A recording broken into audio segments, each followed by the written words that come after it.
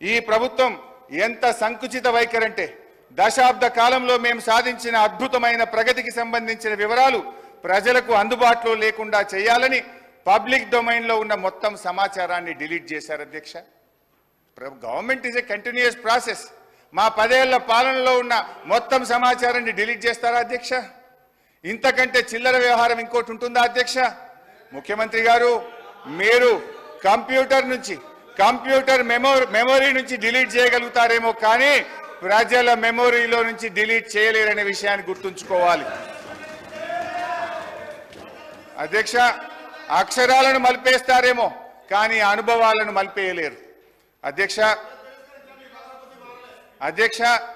ఈ బడ్జెట్ గురించి చెప్పాల్సినటువంటి అవసరం ఉంది అధ్యక్ష.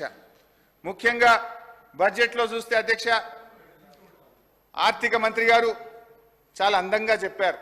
వాస్తవాలకు దగ్గరగా ఉందని, నిద్రలేని రాత్రులు గడిపామని, మేము డాంబికానికి పోకుండా రియలిస్టిక్ బడ్జెట్ను ప్రవేశపెట్టామని గౌరవనీయులైన ఉప ముఖ్యమంత్రి గారు చెప్పారు. కానీ ఇది పూర్తిగా సత్యదూరం, అవాస్తవాలతో కూడుకున్నది. రానటువంటి బడ్జెట్లో ఆచరణ సాధ్యం కానటువంటి, ఆదాయం రానటువంటి లెక్కలతో బడ్జెట్ను కూర్చేటువంటి ప్రయత్నం చేశారు అధ్యక్ష. నిన్ననే మనం అసెంబ్లీలో మాట్లాడాం. కేంద్ర ప్రభుత్వం మన రాష్ట్రానికి అన్యాయం చేస్తుందని, బడ్జెట్లో ₹1 ఇవ్వలేదని, ఈ రాష్ట్రానికి జరిగిన అన్యాయం మీద మన తీవ్రమైన నిరసనను కేంద్రానికి తెలుపుతూ అసెంబ్లీలో తీర్మానం చేశాం. భట్టి గారు కూడా ఇదే అసెంబ్లీలో పోయినసారి మాట్లాడారు. ఇది అసెంబ్లీ రికార్డు, దీని నుంచి కూడా చదివి వినిపిస్తాను. అయితే బడ్జెట్లో ఏం పెట్టారు భట్టి గారు? 2023-24 సంవత్సరంలో, అంటే ముగిసిన ఆర్థిక సంవత్సరంలో కేంద్ర ప్రభుత్వం నుంచి మనకు వచ్చినటువంటి గ్రాంటు 9,729 కోట్లు. కానీ బడ్జెట్లో ఎంత పెట్టారు ఈ సంవత్సరం? మీరు 21,635 కోట్లు పెట్టారు. అంటే పోయిన సంవత్సరం ఇచ్చినంత కూడా ఇయ్యలేదని, తెలంగాణకు మొండి చేయి చూపిందని ఇదే సభలో మనం తీర్మానం చేస్తాం. కానీ మీరేమంటారు? 21,636 కోట్లు కేంద్ర ప్రభుత్వం నుంచి వస్తుందని భట్టి గారు ఈ బడ్జెట్లో పెట్టారు. గౌరవనీయులైన భట్టి విక్రమార్క గారు పోయినసారి అసెంబ్లీలో మాట్లాడుతూ ఏమన్నారో ఒక్కసారి చదివి వినిపిస్తాను అధ్యక్ష. మన రాష్ట్రం పేజ్ నంబర్ 19 పారాగ్రాఫ్ 1.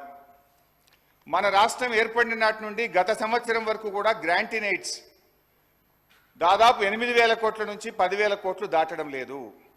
ప్రతి సంవత్సరం గ్రాంట్ ఇన్ ఎయిడ్స్ మనం ఆశిస్తున్నాం కానీ కేంద్రం నుంచి ఏమీ రావడం లేదని చెప్తూ ఉన్నారు. ఇది వారికి తెలిసిందే అని నన్ను ఉద్దేశించి వారు మాట్లాడారు.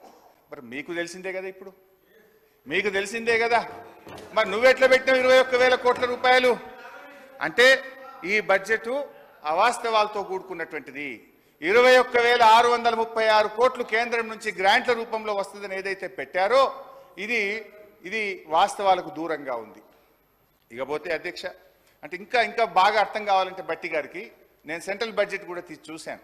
ఏమైనా పెరిగిందా, నిజంగానే ఏమైనా వస్తుందా? భట్టి గారు బాగా ఆలోచించి పెడతారు కదా, ప్రతిపక్షంలో అనుభవజ్ఞులు కదా అనుకున్నా. సిఎస్ఎస్ కింద 2023-24 సంవత్సరానికి కేంద్ర ప్రభుత్వం పెట్టింది 4,60,614 కోట్లు.